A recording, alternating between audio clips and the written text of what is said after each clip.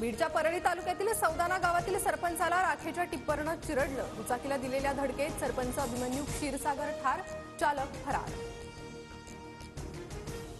परळीत आजही अवैध वाहतूक। बेडघर नामक राख माफियाच्या टिप्परकडून सरपंच क्षीरसागरांच्या गाडीला धडक। अपघात की घातपात तपासावं लागेल, भाजप आमदार सुरेश धसांना संशय। संतोष देशमुख हत्या प्रकरणातील आरोपी विष्णू साठेने नाशिकमध्ये फोन फेकल्याची माहिती।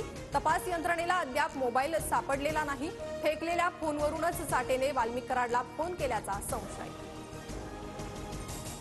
सरपंच संतोष देशमुख हत्येप्रकरणी मस्साजोग गावातील ग्रामस्थांची आज बैठक। एक आरोपी अटक न झाल्यानं ग्रामस्थ पुन्हा आंदोलनाच्या पवित्र्यात। बैठकीत निर्णय होणार।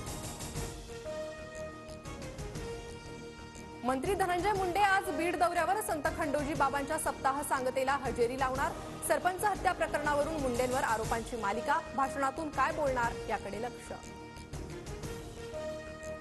बीड आणि परभणी प्रकरणाबाबत शरद पवारांची मुख्यमंत्री फडणवीसांसोबत फोनवरून चर्चा।